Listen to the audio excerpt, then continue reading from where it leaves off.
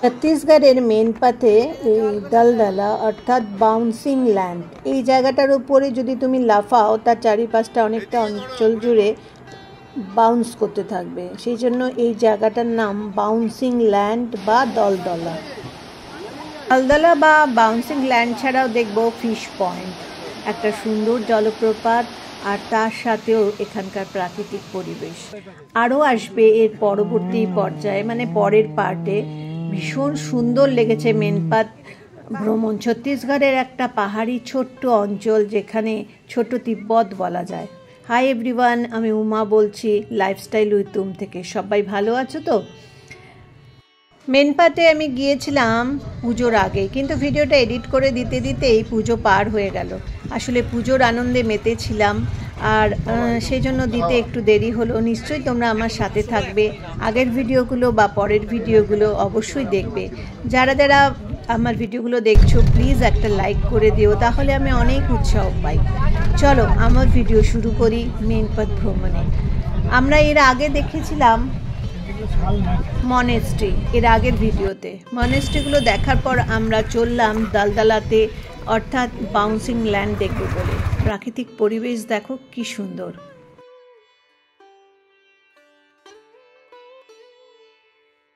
আমরা সবাই চলে এলাম দলদলা অর্থাৎ বাউন্সিং ল্যান্ডে। একটা বিশাল অঞ্চল জুড়ে জায়গা আছে যেটার মধ্যে যদি তুমি লাফাও তার পাশের জায়গাটা পুরো থলথল করবে, মানে বাউন্স করবে, আর মনে হয় পুরো জায়গাটা কাঁপবে। তো মনে হয় নিচে কোনো জলের আবরণ আছে, বা আগে কখনো নদী ছিল এই অঞ্চলটায়। আমরা লাফাচ্ছি, নন বাউন্সিং কাদার মধ্যে কে যাবে?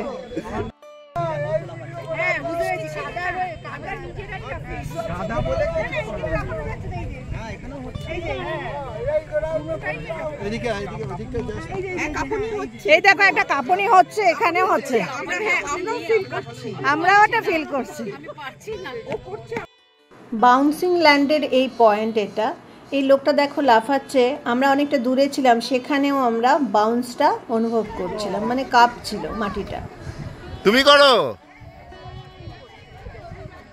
এদিকে করো, ধরো ধরো। আমার হাজব্যান্ডকে বললাম যাও তুলে নাও, ওনাকে হেল্প করো। তারপরে যেই ভদ্রলোক লাফাচ্ছিলেন ওখানকার আদিবাসী বা ওখানকার স্থানীয় হবেন, তো উনিও লাফাচ্ছিলেন। দেখো দাদাও লাফাচ্ছে, এই দাদা আমাদের সাথে গিয়েছিলেন, খুব আনন্দ করেছেন।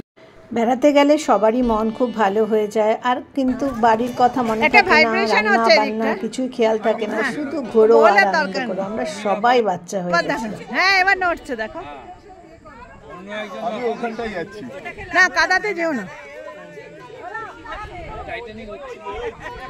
ঠিক চোরাবালির মতো লাগছিল জায়গাটা, আর ভয়ও লাগছিল নিচে ডুবে না যায়। 60 বছর বয়স, গো। হ্যাঁ মাটিটা নড়ছে। এই যে সামনের পুরো অঞ্চলটা, এই অঞ্চলটাই নাকি এরকম কাঁপতে থাকে, মানে বাউন্স করে। নিশ্চয়ই এর নিচে কোনো জলের স্তর আছে, বা ফাঁকা জায়গা আছে, বা বালির স্তর আছে, যার ফলে এই জায়গাটা নরম এবং দলদলা, মানে হচ্ছে একদম থলথলে, বাংলায় যেটা থলথলে বলে। আমার বান্ধবী ঝুমা আর দিব্যেন্দু কিছুক্ষণ লাফিয়ে নিল। সবাই এখানে গিয়ে একটু লাফানো লাফালাফি হয়েছে, আমিও লাফিয়েছি। লাফা লাফা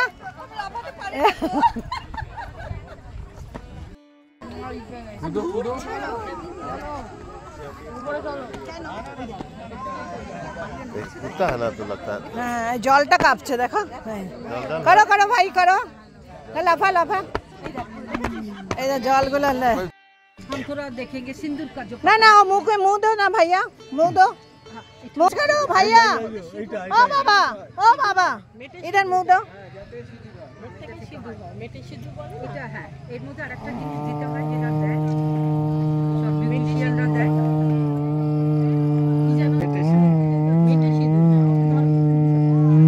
এটা কি করছে? বাহ,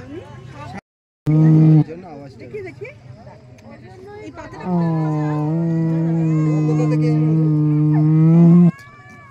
এই ফলগুলো বলছে সিন্দুর ফল, দেখি।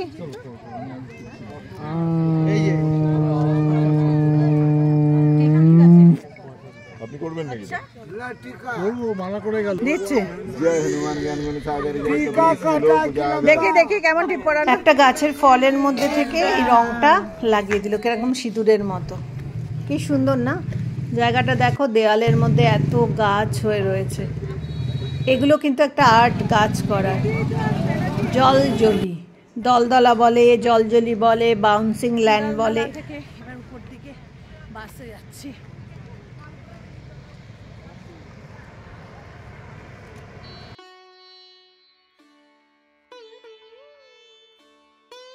আবার বাসে করে প্রাকৃতিক সৌন্দর্য উপভোগ করতে করতে এগিয়ে চললাম একটা ঝর্ণা দেখব। ঝর্ণাটা ফিশ পয়েন্ট, দারুণ সুন্দর লেগেছে আমার। আশেপাশের অঞ্চলটা কি সুন্দর, সবুজ সবুজ সবুজ, কি ভালো লাগছে না? কলকাতায় আমরা বা শহরে যারা থাকি দেখবে এরকম সবুজ দেখতে পেলে আমাদের মনটা যেন একদম শান্ত হয়ে যায়, আর কি যে আনন্দ হয়।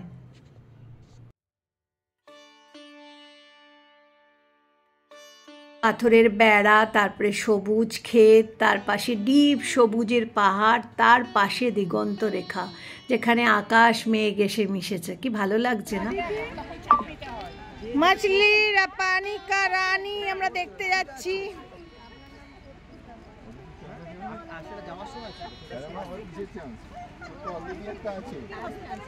এই ঝর্ণাটার নাম ফিশ পয়েন্ট। চলো আমরা এবার দেখে নিই মাছলি পয়েন্ট।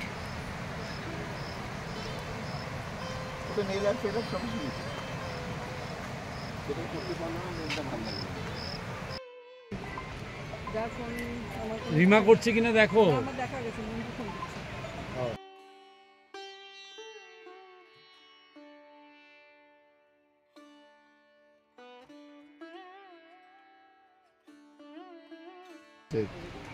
দেখো আমার বুড়ো দাদু আছে না, আমার হাত ধরে ধরে নিয়ে যাবে। এই যে পুরো দাদু ঠাকুর দাদা।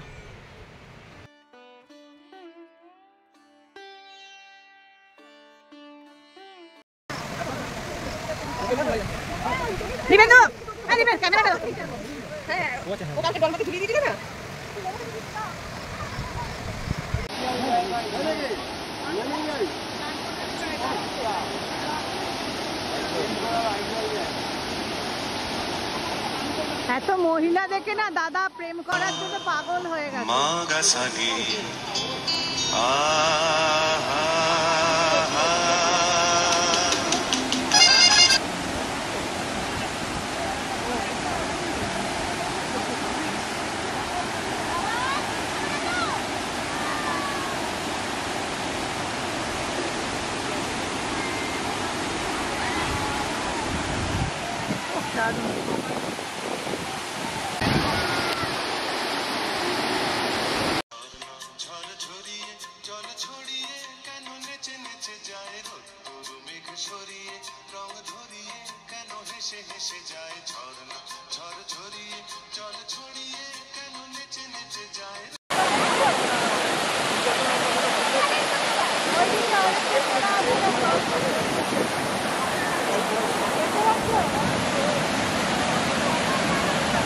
আর যেও না, এই একদম যাবে না, ওদিকে আসো। হাঁটুতে নড়তে পারো না কিছু না, আবার কথা বাদ দাও।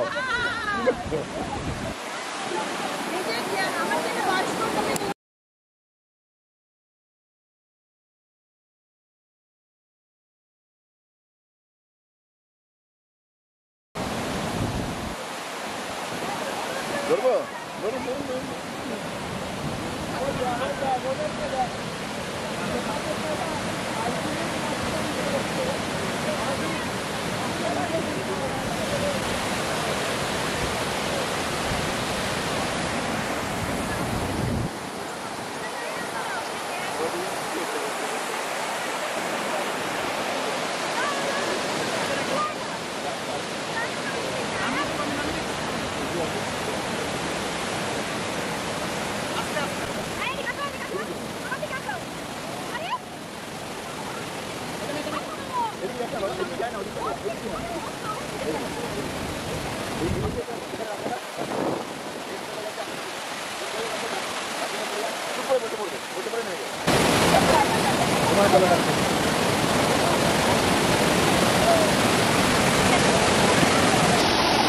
মহিলা দেখে না দাদা প্রেম করার জন্য পাগল হয়ে গেছে।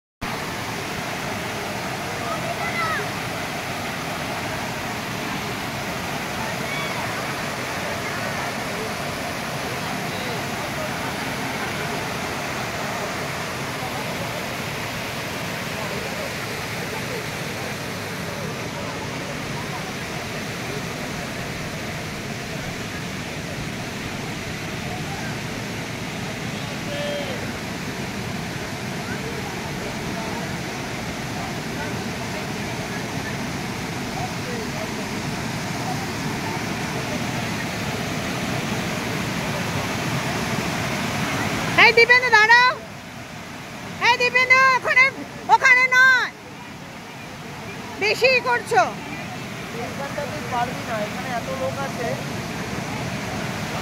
দেখে দাদা একটু সরো। দেখো দিব্যেন্দু কত ধারে গিয়ে বসেছে, আর আমি যদি ধারে যাচ্ছিলাম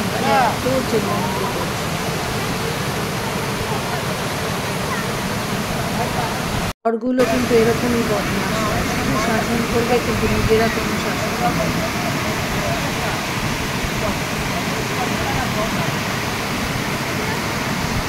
দাদা একটুখানি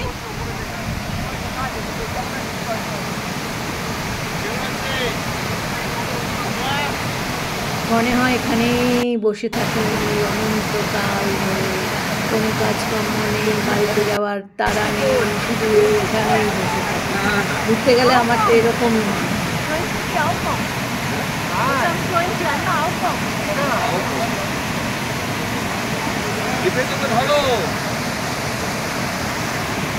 জলের মধ্যে পড়ে যাবে তারপরে।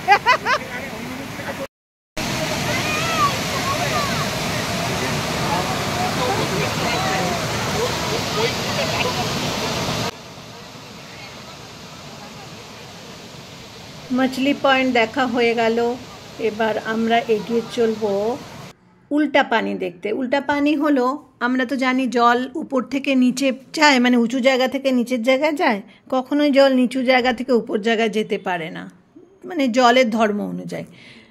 তো সেই হিসাবে এখানে আমরা দেখব জল নিচ থেকে পাহাড়ের উপরে কিভাবে উঠছে। খুব আশ্চর্য একটা জিনিস, যেটা আমি প্রথম দেখলাম এবং জানলামও প্রথম।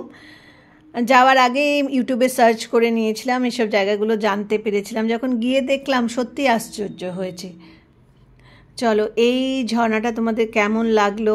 ভিডিওটা যদি ভালো লাগে তবে কিন্তু লাইক করে দিও, সাবস্ক্রাইব করে আমার বন্ধু হয়ে যেও, মনে থাকবে তো? এই ভিডিওটা এখানেই শেষ করলাম, পরবর্তী ভিডিওর জন্য অপেক্ষা করো, নিশ্চয়ই তোমাদের ভালো লাগবে। আগের ভিডিওগুলো যারা দেখোনি প্লিজ দেখে নিও।